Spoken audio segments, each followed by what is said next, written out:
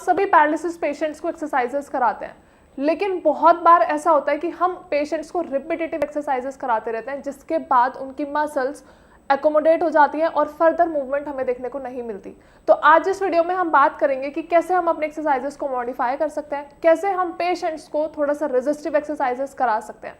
Hello everyone, my self doctor संस्कृति, और आज इस वीडियो में हम डिस्कस करेंगे एक्सरसाइजेस, लेकिन किसकी हेल्प से? दैट इज वेट कफ। वेट कफ की हेल्प से कैसे हम पेशेंट्स को, स्पेशली पैरालिसिस पेशेंट्स को थोड़ी सी मॉडिफाइड एज वेल एज थोड़ी सी रेजिस्टेंस के साथ एक्सरसाइजेस कैसे कराएंगे, ये आज हम इस वीडियो में जानेंगे।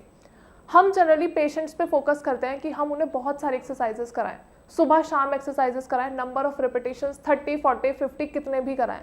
लेकिन आपके लिए ध्यान रखने वाली बात यह है कि जो आप एक्सरसाइजेस करा रहे हो, जो आप रिपीटेटिव एक्सरसाइजेस पेशेंट्स को करा रहे हो, क्या उनका बेनिफिट पेशेंट्स के मसल्स पे हो रहा है, क्या उसका बेनिफिट पेशेंट्स की रिकवरी पे हो भी रहा है या नहीं।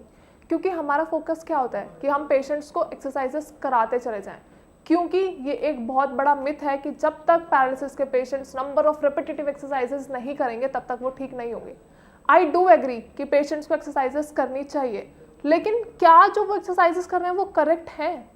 क्या वो मॉडिफाइड हो रही हैं, या फिर एक रिदमिक पैटर्न में आप सेम ही एक्सरसाइजेस फॉलो कर रहे हो? तो आज हम ये डिस्कस करेंगे कि कैसे इस वेट कफ की हेल्प से, ये वेट कफ आपको ऑनलाइन कहीं भी अवेलेबल हो सकता है या फिर आपको स्पोर्ट्स शो पे भी इजीली मिल सकता है। तो जब भी आपकी थोड़ी बहुत रिकवरी हो जाए, अब आप सोच रहे होगे कि हम इनिशियल स्टेज में ही वेट कफ के साथ एक्सरसाइजेस कर लें, तो नहीं।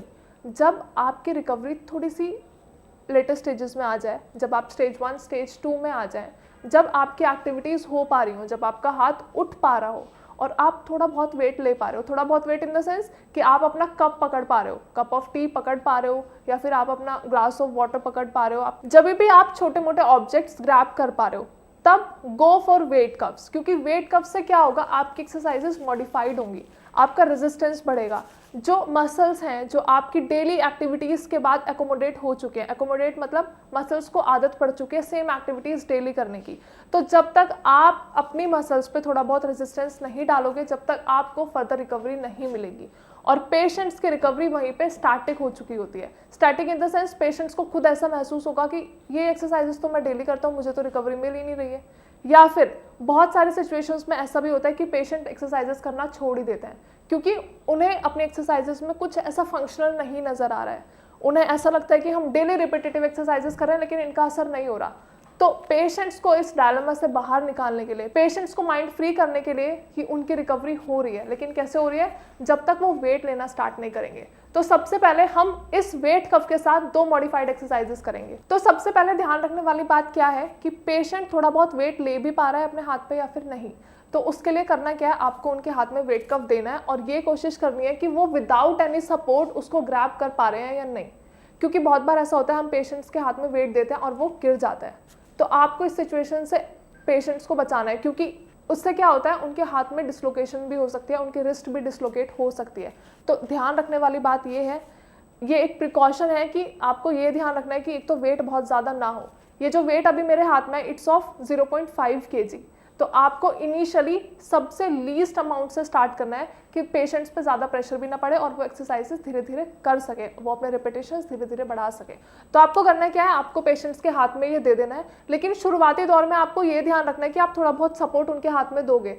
आप एकदम आइडियली पेशेंट को ऐसे नहीं दे सकते कि ये पकड़ लीजिए और एक्सरसाइजेस करना शुरू कर दीजिए, क्योंकि बहुत बार सिचुएशन इतनी ज़्यादा अच्छी नहीं होती है, पेशेंट्स की मसल इतनी ज़्यादा एक्टिव नहीं होती है कि वो खुद से विदाउट एनी सपोर्ट परफॉर्म कर पाए। तो एक प्रिवेंटिव मेजर के लिए आपको यहाँ पे हल्का सा सपोर्ट देना है, बहुत ज़्यादा भी सपोर्ट नहीं देना कि आप पूरा प्रेशर अपने हाथ पे ले रहे हो, बहुत हल्का, बस आपको इतना कि आप अपने फिंगर्स को टच करा लीजिए, बहुत माइल्ड आपको सपोर्ट देना है। और आपको पेशेंट से रिपीटेटिव एक्सरसाइजेस करानी है। कैसे करानी है? अभी मेरा हैंड एकदम स्ट्रेट है, तो ध्यान हमें क्या रखना है कि पेशेंट को थोड़ा सा बस हाथ लिफ्ट कराना है, बहुत माइन्यूट स्टार्टिंग में, और ये रिपीटेशंस उनको एटलीस्ट 5 टाइम्स करना है। मैंने पहले रिपीट किया इनिशियली, मतलब स्टार्टिंग स्टेज में आप सिर्फ 5 टाइम्स रिपीट करोगे। यहाँ पे आप अपना हाथ रख सकते हो प्लेसमेंट के लिए और सपोर्ट के लिए, या फिर यहाँ पे भी थेरेपिस्ट या फिर कोई भी केयर टेकर है अपना हाथ रख सकता है, ताकि बहुत ज़्यादा प्रेशर ना पड़े, बहुत ज़्यादा रेजिस्टेंस ना बढ़े।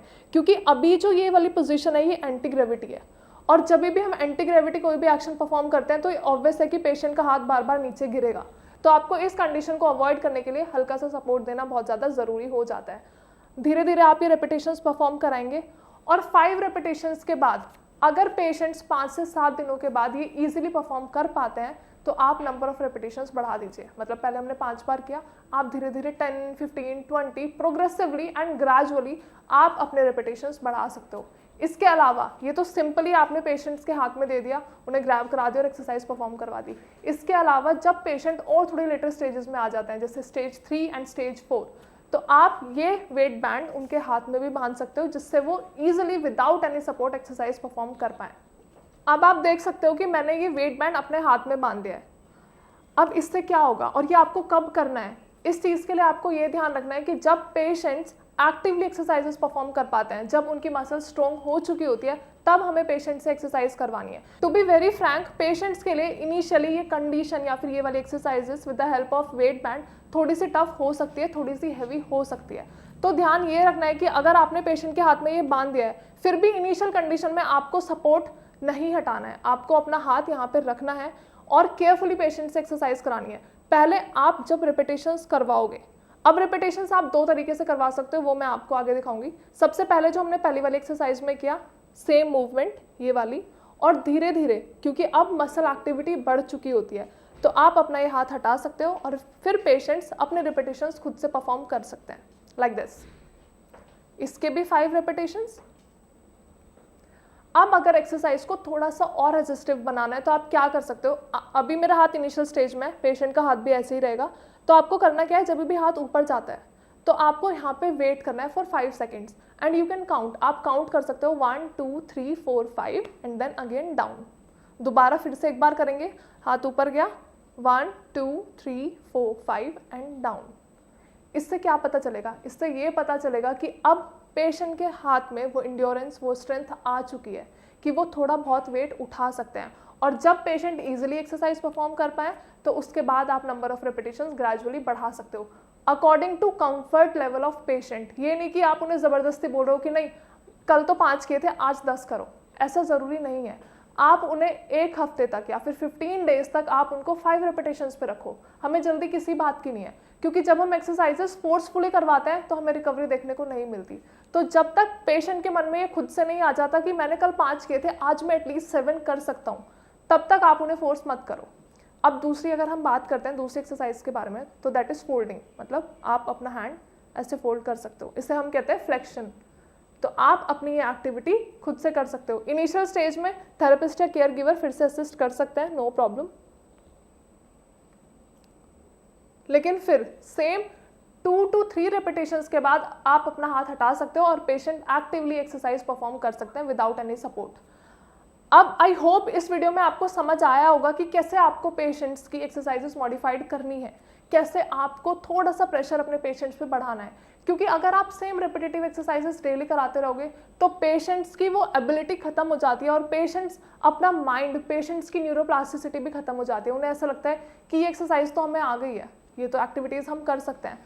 तो थोड़ी बहुत मॉडिफिकेंस, थोड़ी बहुत रेजिस्टेंस बढ़ाना बहुत ज़्यादा ज़रूरी है ताकि आपकी रिकवरी बहुत जल्दी हो, बहुत ईजिली हो और आपकी स्ट्रेंथ, आपकी इंड्योरेंस वापस से आ सके। आई होप वीडियो आप सभी को समझ आई होगी। जो भी एक्सरसाइजेस मैंने परफॉर्म करी हैं वो आप सभी को समझ आई होंगी।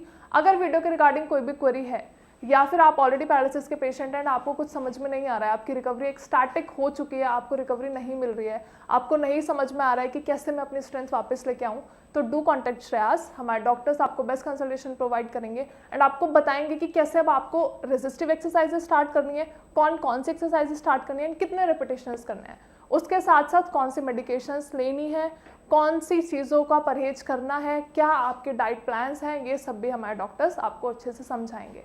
अगर वीडियो के रिगार्डिंग कोई भी क्वेरी है तो नीचे दिए गए नंबर पे भी आप कॉल कर सकते हैं या फिर कमेंट सेक्शन में भी अपनी क्वेरीज मेंशन कर सकते हैं। Thank you so much.